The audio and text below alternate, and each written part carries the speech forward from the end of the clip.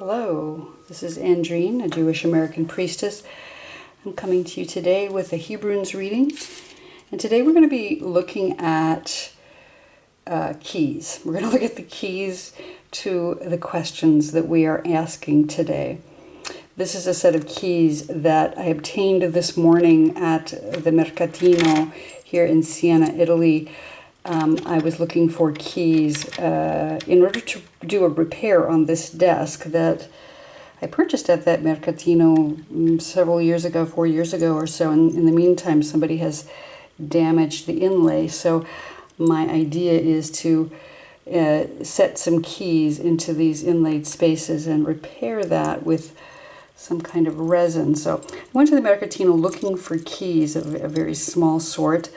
And I found a man with some keys on the table, and I spoke to him in Italian, and I told him what I was looking for, and he said, wait a minute, and he went over to a hook, a giant iron hook on the pillar, the marble pillar next to him, and he pulled off a ring of keys that was probably this large with hundreds and hundreds and hundreds of iron keys on it. And I explained to him I was looking for very small keys, and I went through and I found this small ring with 6 small keys on it, and I said, I think I'll take these 5, and he just took it off the ring and handed it to me. He said, here.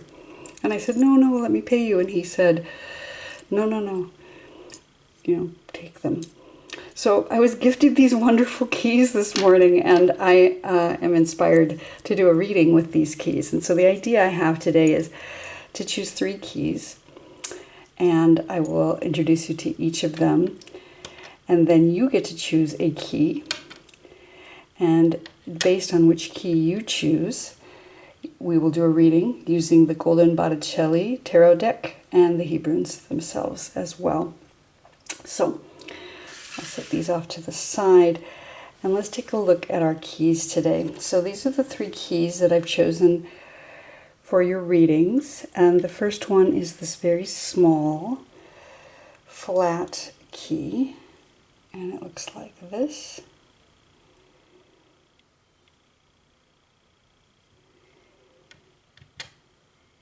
The second key is a slightly larger key.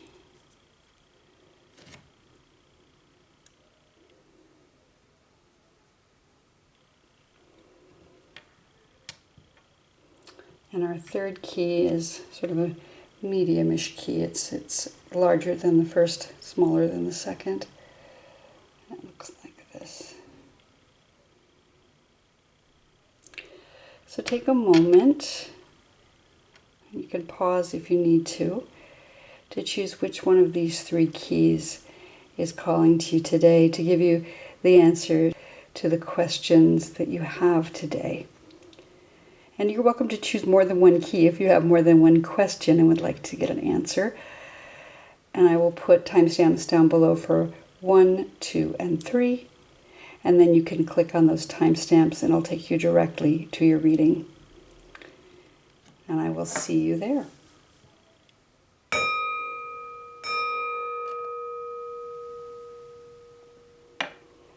All right, for those of you who've chosen key number 1, a very small jewelry box key is what I'm thinking of it as. It's a little too narrow to be. It could be a book key, I suppose. In fact, now that I think about it, it probably is a book key. What I love about this key, besides it's just adorable little shape, is it's got this interesting pattern with little indents in it. And if you look very closely, you can see there's a star, and that shows up on both sides, and the rays of the star coming down, which almost look like a hand in some ways. It's sort of inset on the back side and outset on the front side. So this is your key, and I don't know what your questions are. I can't know that, but you can know. And of course, the divine always knows what the questions are. So that's our key today. I'm going to set it off to the side here. The other 2 keys watch from above. And the first thing we're going to do is we're going to take out 1 tarot card. Maybe will give us a little guidance into what is the general energy of your question, or the answer, rather, the key. And we'll see what comes out. And this, I'm going to try again. Get a clearer. There we go. As I said, this is the Golden Botticelli deck, so it's a deck that's based on the paintings of Botticelli. And here we have the 8 of Swords. And you can see in this picture the 8 swords in the ground, in front of each one of them, in front of a tree, surrounding this person who is standing there, surrounded by these swords. In the traditional 8 of Swords, it's a feminine figure, and she is surrounded by these swords, and she has a blindfold on because she can't see her way forward. In fact, she can't see that the swords are not imprisoning her at all. So the general energy of this reading is there is something right now in the energy that feels like it is a prison. It feels like being surrounded by swords, being surrounded by sharp tools that will not allow you to leave. But the nature of the 8 of Swords is that is in your mind. The swords are all about air and thought. And so this idea that you're being surrounded by something that has you imprisoned is a thought prison. And so that's what's important to keep in mind, that you have the key to your own escape, that in fact you're not tied down at all to this tree. You're standing on it, and you can step off and walk away at any time. So that's the general energy. And in addition to this, I'll set this to the side here, we're going to pull out 3 Hebrunes that will talk to us about what is the current situation, what is our challenge in the situation, and what is either our advice or the future of the situation given the current circumstances. So there'll be 3 Hebrunes coming out today. And at the top we have the Lamed.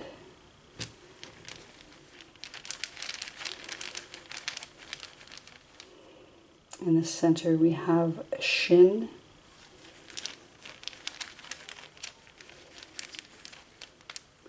And at the bottom we have Pei.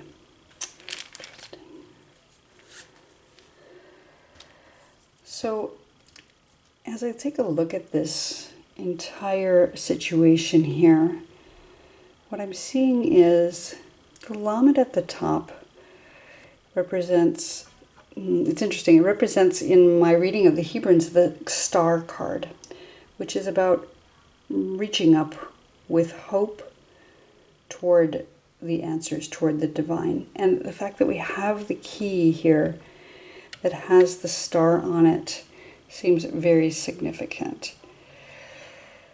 The star is all about aspiration and hope and reaching for, following the path, following the guidance of the divine, following the guidance of the divine.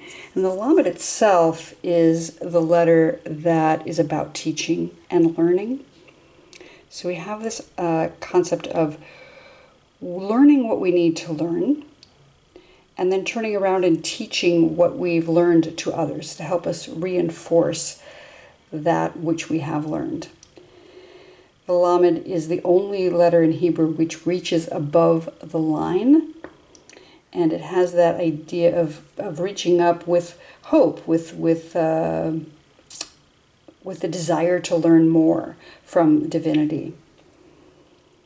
The Lamed is the first letter of the word Lev, which means heart-mind. So here we are speaking about the heart-mind and that misbelief that we are entrapped. Instead, we can reach up with hope toward divinity to free ourselves from whatever situation we're in.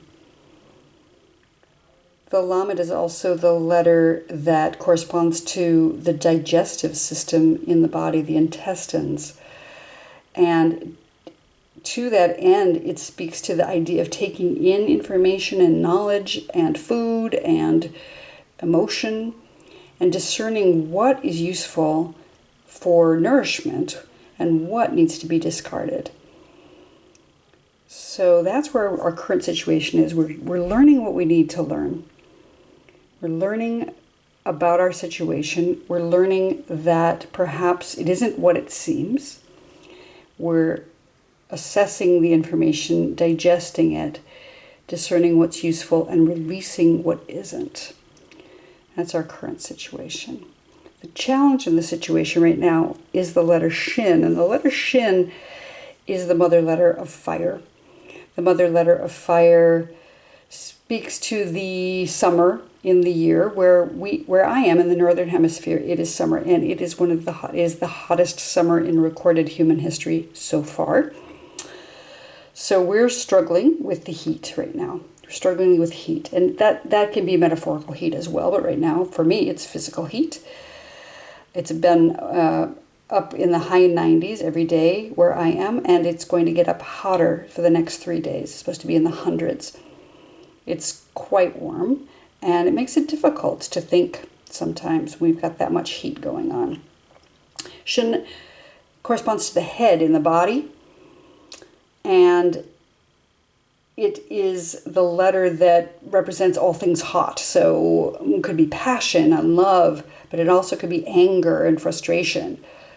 And so because we're dealing with the Eight of Swords right now, and because we're talking about this idea that our thoughts are getting in the way, perhaps we've got a little too much, it actually looks a little bit like swords here, a little too many swords sticking in our mind, that our thoughts are burning, that we have some anger, that we've got some maybe passion that is blinding us to the fact that things are not as they seem.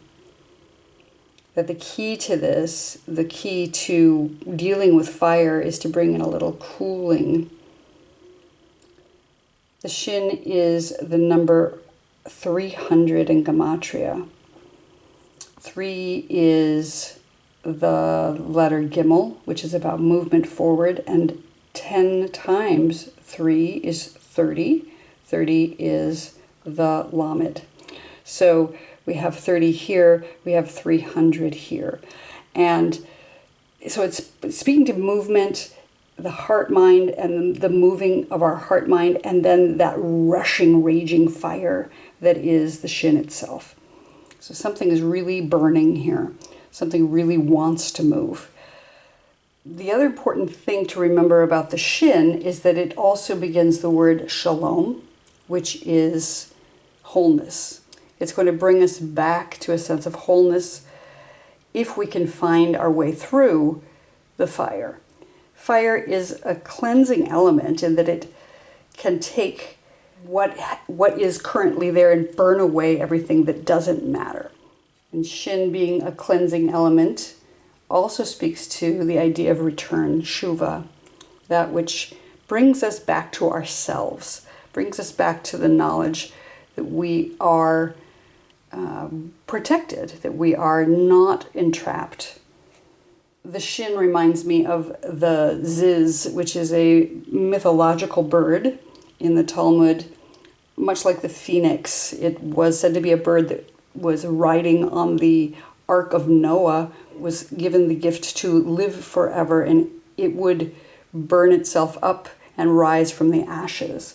And that's something to keep in mind, that when we're feeling trapped, it is possible that we can rise up out of those ashes into something that is stronger than before. And finally, the Shin is the first letter of the word and the name Shekhinah, which is the indwelling presence of the divine.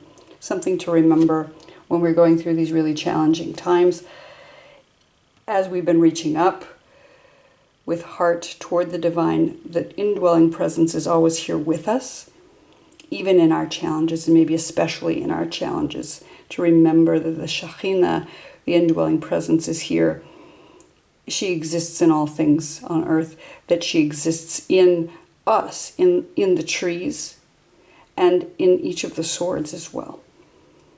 So being able to transform and change what we see as a prison into possibly useful tools that we can use to cut our way through a difficult situation, to transform what we are seeing as challenges to learn lessons to be learned and then to be taught to others, so perhaps they can avoid this difficult, challenging thought prison. And that brings us to the Pei. The Pei is the letter that represents the mouth of the divine. It is the letter that represents the mouth of the divine, speaking the world into existence. And that's what's coming for us, this ability to speak what we would like to see in our lives into existence. We can imagine how we'd like to see things as opposed to how we think we see them now, and speak that aloud or in writing, and that will begin the transformation that needs to take place to bring it about. I see the Pei as corresponding to the Hierophant in the traditional tarot because it is the mouthpiece of the divine.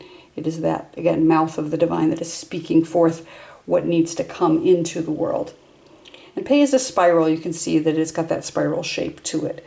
So it indicates that time is ongoing and transforming, that time is not linear, but it's spiralinear, so that we have the ability to come back to a place where we feel like we've been here before and recognize, something has slightly changed, that perhaps we've grown a little bit, perhaps we've let go of some of those fears or beliefs that we've had before.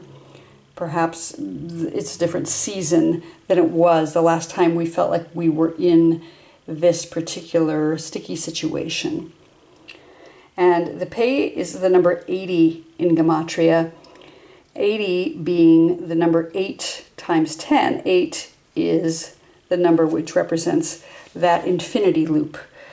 And 10 times that is like infinity multiplied, infinity to the nth degree, right? So we have this idea of the infinite, the ultimate manifestation of the infinite, that there is this ongoing time spiral that will transform throughout eternity.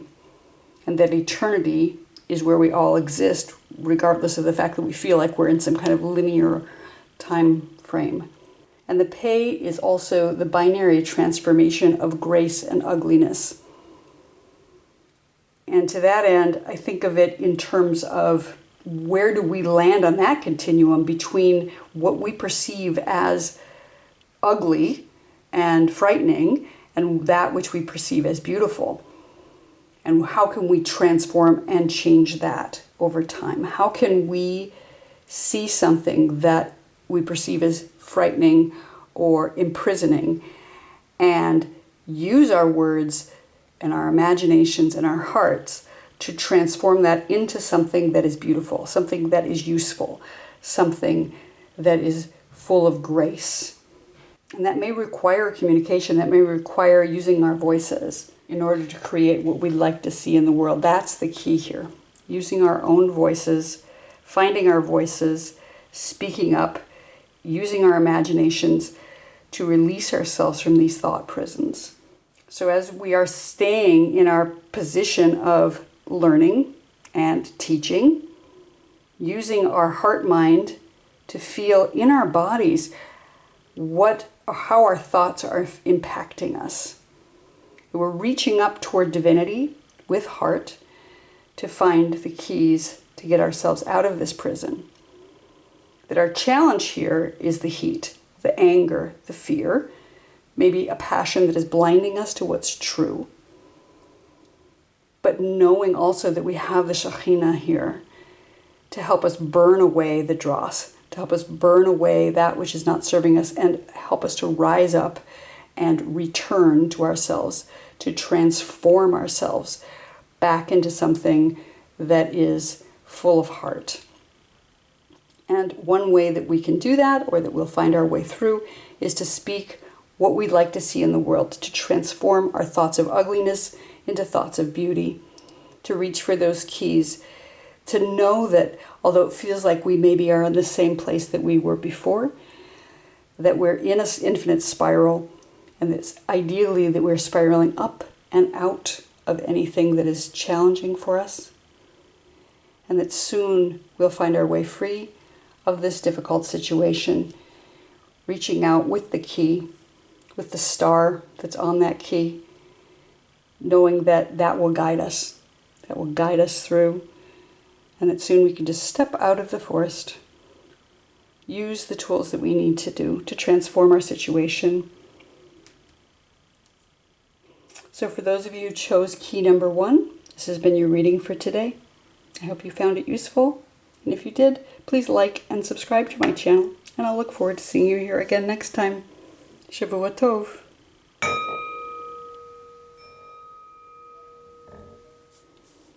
Hello, key number 2. Let's take a look at your key nice and closely. This is what it looks like. It's quite an old key. I don't know how old. I love that it's got these 3 little notches on it. It kind of almost looks like a cityscape or a set of mountains, perhaps in the desert. I did rub on it a little bit with a cloth before we did the reading so it could be seen at all. It was almost completely black. And it is the largest of the keys in the reading today, so maybe you need some big answers today. So what we're going to do is we're going to set this key off to the side here. And we're going to use the Golden Botticelli deck to pull out one card to give us a general energy for the reading today. So let's take a minute to do that. Hopefully one will come for us. What is the general energy for the answer that those who chose key number 2 are looking for?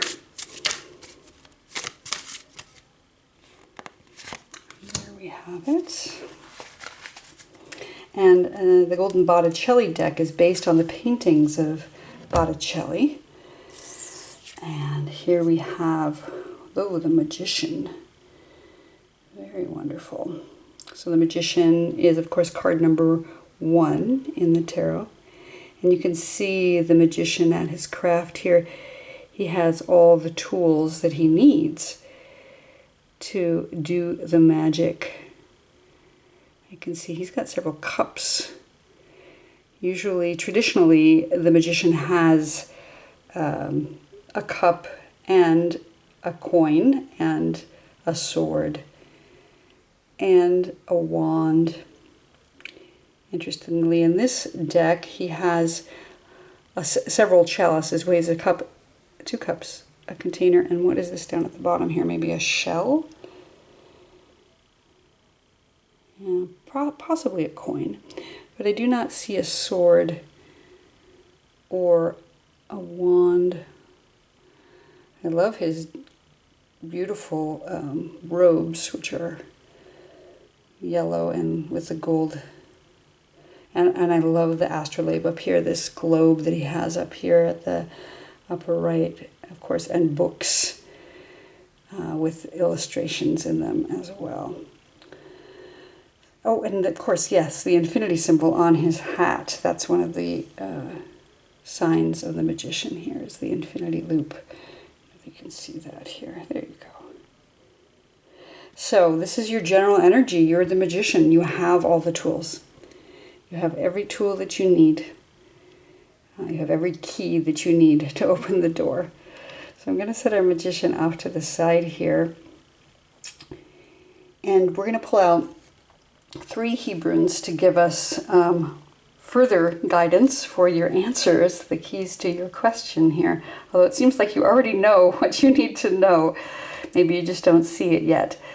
So the top Hebrune will be that which is our current situation.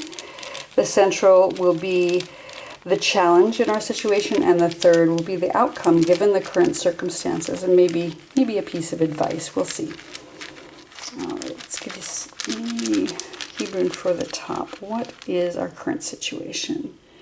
And we have the letter Kuf. Beautiful. Okay. In the center, wow, you really have the magic today. In the center, our challenge is the Zayin. And our outcome is incredible. Okay, we have the Ein Sof at the bottom. Wow, okay, key number 2, you folks, whatever you've got going on here is quite impressive. So at the very top, we have the letter Kuf. And one of the reasons why I got so excited when it came out is in my reading of the Hebrunes, the letter Kuf corresponds to the Magician card. And I say that because the Magician is all about resourcefulness and will and intention. The letter Kuf is the first letter of the word Kadosh, which means sacred, that which is holy. And it speaks to having the tools. It speaks to being able to reach in and touch base with that which is sacred, making all of your tools vessels for holiness. The word kadosh is frequently translated as holiness or that which is holy. But it really is more about designation for divine service. For instance, you might have a cup. You might have just a regular old cup here. But if it's designated for service for magic, for divinity, then it becomes kadosh. It becomes that which is designated. You might just have a regular plain old key. But if it's something that unlocks that which is holy, that which is sacred, then it becomes kadosh. It becomes holy. Interestingly also, the letter Kuf is the first letter of the word Kof, which means monkey. And you can see it has a little monkey tail there. And so it is this, it has this dual idea of that which is holy and also that which is animalistic in nature, or maybe how do we tame our animal nature in order to make it sacred, or how do we use our animal nature in order in a way that is sacred rather than just being mindless or I think animals by their nature are sacred because they don't have the knowledge of what is evil. They can't really do something malicious. They only do things by instinct. Humans have the ability to be malicious and evil. So there's something inherently sacred about our animal nature if we can really tap into our bodies, into ourselves, into that which we know deep down is inherently holy. I love that about the dual nature of the Kuf. I love that it's got both of those aspects to it. The Kuf is the number 100 in Gematria. And to that end, it speaks to ultimate holiness. It's got the 10 times 10. 10 is the letter Yud. Yud is the first letter of the divine name. 10 times 10 brings us to holiness. We have 10 times 1. 1 is the Aleph. 1 is the oneness of the divine, the oneness of the divine. We have the oneness times 10 again. So again, this kadosh, this ultimate manifestation of the one. 100 also can represent 10 times 10, the 10 commandments times the 10 sephirot, which are the divine emanations.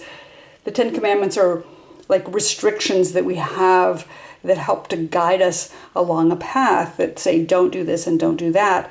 The 10 sephirot are these divine emanations of God that speak to compassion and love and understanding and wisdom and beauty, all those things that are positive aspects. So multiplying those times each other brings us, again, to this sacredness. And the Magician of all the cards has that within it. It's taking these mundane objects and elevating them to the level of use for magic, for divine magic. I'm so flabbergasted that we've got the magician here twice with the largest key. Our challenge in our situation is the central letter, and we have the letter Zayin. And as I was saying when we were looking at the magician card, I don't see his sword anywhere. Where is his sword? Well, here it is. The Zayin represents a sword or a scepter. And perhaps the reason why this magician in this place right now does not have a sword is because the sword is too challenging for us. We don't want to wield a sword. We want to use these tools for good and not for destruction. Now, swords can also be used positively, but generally the sword is used for destruction. It's used for cutting things down. The sword in tarot most frequently represents the mind, thought. In the Hebrunes, the letter Zayin speaks to sovereignty. So it's about being the king, about having, or the queen in this case, about having that sword and that scepter, which will help us to rule, to rule over things. And since it's in the position of the challenge, I'm guessing that right now we're not supposed to try to rule over anything. We're supposed to use perhaps our emotions. I see 3 cups here on the table. To use our emotional capacity to work through whatever situation we're working through here. And the Zayin is also the number 7 in Gematria. So when I think about the 7, it's a completion number because there are 7 days of creation. But it's also the day of Shabbat because it is the 7th day of creation. So the Shabbat bride is represented by the Shekhinah, who is the indwelling presence of the divine. And I think that is the tool that we want to use here. She may be the key rather than having a sword, since the magician is missing a sword in this particular deck. I think we're not supposed to use our power and authority in that same way to wield power over whatever our situation is, but instead to reach in to the indwelling presence, to reach in to the Shekhinah, who is the one who animates each of us with the presence of the divine, that she is the key here. I'm getting the sense that this being the number 7 and a completion number, that maybe things aren't finished, that whatever is going on for you, whatever your question is that it's not time for it to come to an end, that we're not done here yet. There's still more magic to do. There's a lot of magic going on right here in this reading, and even more to come as we get to the Ein Sof. So whatever is going on, it's time, not time to bring it to an end. It's not time to complete the creation yet. There's more magic that needs to happen, is the sense I'm getting. As we move into the final letter here, which is the letter that is no letter, this is our future. This is what's coming for us, our advice in the situation. And we have the Ein Sof, and this is just amazing to me. The Ein Sof, which represents the ultimate infinite. It is the blank, the unending void, the tohu vavohu, the time before time, primordial chaos, the boundlessness that exists, the infinity. And the infinity loop, as I said, on the top of the magician's head in every tarot card is represented here by the Ein Sof. So we have the infinity loop here as well. And this is about the blankness, the ability to create whatever it is you need to create. That there is this time before time, that precursor, the blank page onto which all the letters are carved. The blankness that is the oneness of all, from which we all come and to which we all return. That's our future here. That the endlessness, the boundlessness, the infinite, that is the one that comes before all. the zero, really, that comes before all. There is no correspondence within tarot to the Ein Sof. It's like the box. It's the box in which the cards come. It's the space within the box in which the deck appears. It's the hole in the key, or maybe the keyhole into which the key fits. The door that will open once you have the key, once you have all the tools, once you have the magic, which you already have clearly because you chose this key. So for those of you who chose this key and the magician that came with it, you are the magician. You have the magic. You're using the magic. Reach deep into it. Know that you have all the tools that are available. Even if you feel like you're missing the sword is not supposed to be used right now. That maybe we're not using our intellect, we're using our heart instead. Because these cups, these vessels that are on the table are holding all that you need emotionally inside you. That the indwelling presence is here, but she's saying, don't think too hard. Don't use your mind tools, use your heart tools. And when you do that, you will come through to a place that brings you back to the one, that brings you back into the oneness of all, into that boundlessness that exists in the one who is and was and will be. That beingness, that you will find your place in the center of all of creation. That you'll find your way back into the void, into the endlessness, the boundlessness. And so for those of you who chose this beautiful key, the largest key, the one key that you already have, this has been your reading. I hope you found it delightful. I certainly did. I found it incredibly magical. I'm so excited for you to use your tools, to use your heart. And if you enjoyed this reading, please like and subscribe to the channel, and I will look forward to seeing you here next time. Shavua Tov.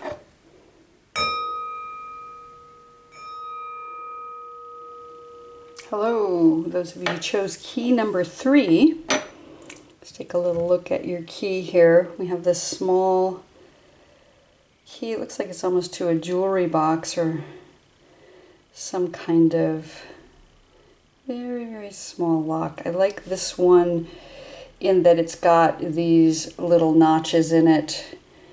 Almost makes it look like a little tiny village, or maybe some kind of geological formation, perhaps. And it's, quite old key. I don't know how old. I did run a cloth over it before the reading so we could actually see it, because it was pretty black when it came off that key ring. But this is your key, and I hope that it can give us some information into the questions that you have today. And to that end, we're going to take out the Botticelli tarot deck and pull out one card for the general energy. And this deck is based on the paintings of the artist Botticelli. Whoop. Looks like we have 2 cards for you, and that is unique in the readings because I pulled out one for each of the others. So here we have the 2 cards that came out for you. We have the 5 of Cups and the 9 of Swords. Let's take a look at each of these. So the 5 of Cups, first off, is a card of, traditionally it's a card of loss, in that there are usually 5 cups, 3 of which have been overturned and spilled, 2 of which are left over. In this particular painting, I'm not seeing any cups that are spilled. We have 5 full cups, full of golden liquid, in fact. Our character on the card seems to be looking at them with some concern on their face, as far as I can tell. So there is some kind of concern going on, and I say that in part because we also have with it the Nine of Swords. And the Nine of Swords traditionally is a card of quite grave concern and worry. So, but this is really interesting. In this card, the Nine of Swords, we have somebody who is kneeling in prayer in a forest that has been cut down, and there are swords in each of the stumps, looking quite devastated here. However, if you look in the background, there is quite a large and very green tree with these golden filigrees on it going all the way up to the sky.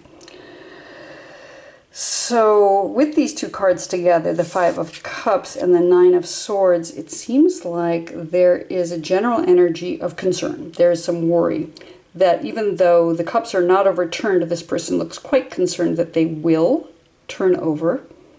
And this person is, on the right, worrying and praying for whatever has been lost, although there is quite a lot of greenery in the background. So, something's going on here for you, which is causing some concern. And I'm going to put these cards, I guess both of them, off to the side here. You can see them both there, yeah. And let's pull out some Hebrunes to see what is going on exactly with regards to these two cards and the key to the answer to whatever concerns you. In fact, I think I'm going to rearrange things. I'm going to put the Five of Cups on the left and the Nine on the right, and maybe we'll put your key right at the top here. Okay. We're going to pull out 3 Hebrunes, and the top one will be what our current situation is. The center is our fear or concern here, and the lower Hebrune is the outcome given the current circumstances, or perhaps a little advice on our situation. So at the top of our reading, we have the letter Bet. In the center, we have the letter Nun. And at the bottom, I've got the letter Gimel. Okay. So starting at the top, we have the letter Bet, and I moved the key and the cards around just so there would be room and things would look more symmetrical here, but we have a key and we have a house. So Bet is the letter that represents the home or a house, or it can be any building. It could be a building about study or work, but generally it's about the home. It's the first letter of the word Bait, and it sounds like the word bait. So it speaks to the home, and it's said to look like a floor plan of a house. It's the first letter of the Torah, Bereshit, in the beginning. Bet means in or with or on. And so it's about being inside of something. And generally it is a home. But the home can mean a variety of things. And a lot of times when I see the Bet, what I think about is our bodies. Because that's where we live. I mean, we live in the world. Ideally, we live on the planet Earth, and maybe it is about a greater global concern or climate disaster, since we are in the middle of the hottest days on the planet so far, that there's some concern about our home. There's some concern about our house. And it could be a physical home, it could be the planet, and it could be our bodies. Something's going on with where you live, whoever chose this key. You have some problem with the place where you dwell. It's also the letter that represents the mouth in the body. So it could be something about your mouth or speaking, having something spoken. But the Bet is really about our bodies and maybe it's what we put in our mouths or what's coming out of our mouths. But in terms of this situation with the Five of Cups and the Nine of Swords, we're worried about something. We're worried about something about where we live. We're worried about maybe where we're going to live. Maybe we don't have a home. Maybe we're being asked to move homes right now. That we're afraid that something isn't going to work out, that these cups that we've put in place are going to be spilled, that we've built something, we've built some kind of home place, and that something that has come is going to come along and disrupt that. That we're worried that we won't have a place, and that the place that we've set up is surrounded with swords. Or that we've done something that has cut down all the trees.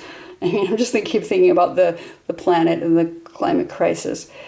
That if we cut down all of our trees, of course our home will be disrupted. Of course we will not have that which we need to live. That the trees which create air, that take carbon dioxide and transform it into oxygen for us to breathe, that we've done something, that we've chopped those down, and that it's disrupting our home situation. The letter Beit represents the binary transformation of life and death. In the Sefer Yetzirah, the book of creation, which speaks about the letters of the Hebrew alphabet, there are several double letters which have two different sounds. The Beit also sounds like V, so it can sound like a B as in boy or V as in Victor. Each of the double letters have a transformation that takes place. In the case of Beit, it is the binary transformation of life and death. And that's a continuum. It's not a binary that is just on or off like a light switch. Somewhere along that continuum we exist. Where are we in terms of choosing life and choosing death? I think of it in terms of the tree in the Garden of Eden, that we had the tree of life. And because we chose to eat from the tree of knowledge, we lost the ability to live forever, is the story. Is our central myth here. But we have the ability to choose life every day. We each of us on this planet, so far as we know, is going to leave this body that we dwell in. But we have the ability to choose life today. We have the ability to choose what is right to do. That's our current situation here. We're getting to choose whether we're going to keep all five cups here. We're going to be able to choose whether we're going to cut down all those trees.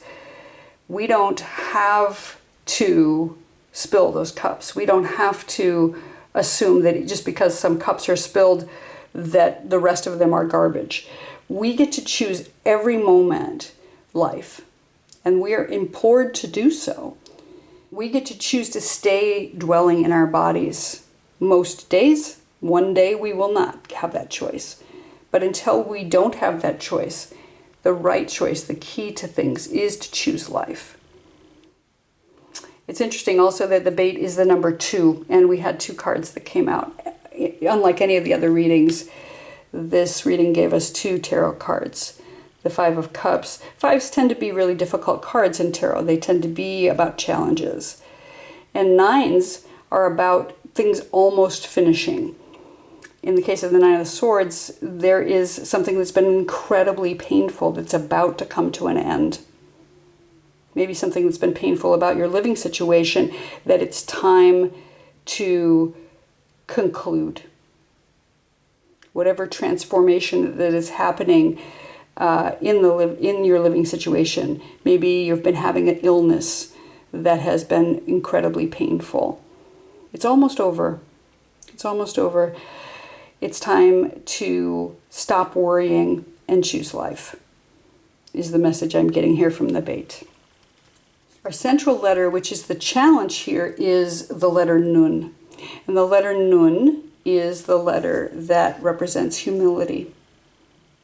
That maybe one of the challenges that we're having right now is, how do we remain humble in this situation without going into humiliation, right? So there's this ability to humble oneself in the presence of the divine, and there's also the temptation to self-flagellate, and nobody's asking you to do that. It's interesting, the nun looks like a bent-over person who is kneeling and praying, exactly like this person in this Nine of Swords card. She's bent on her knees. She looks like a nun. She looks like a nun as well. It's coincidence that those are cognates, but the nun itself is about humility. It's the first letter of the word Naaman, which means humble.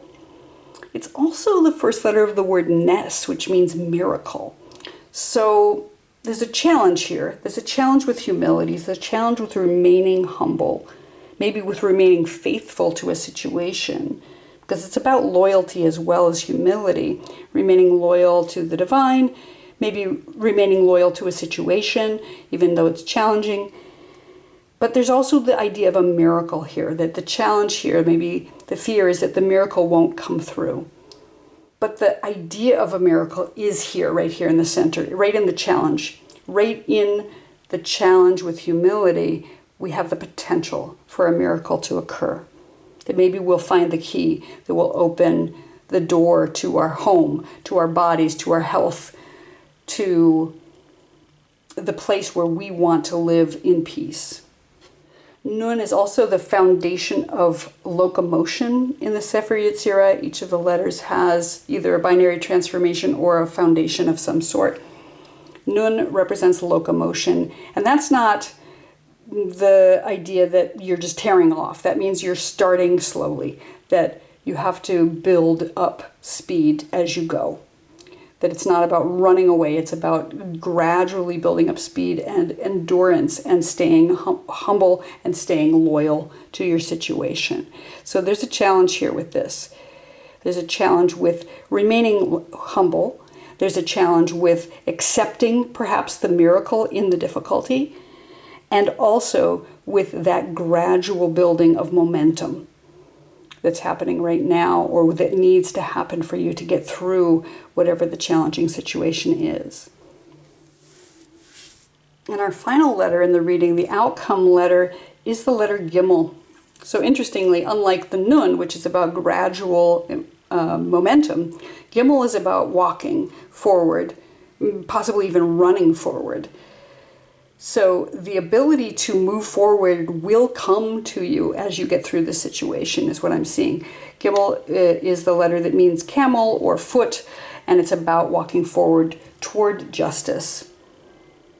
It is the letter that is the binary transformation of peace and evil.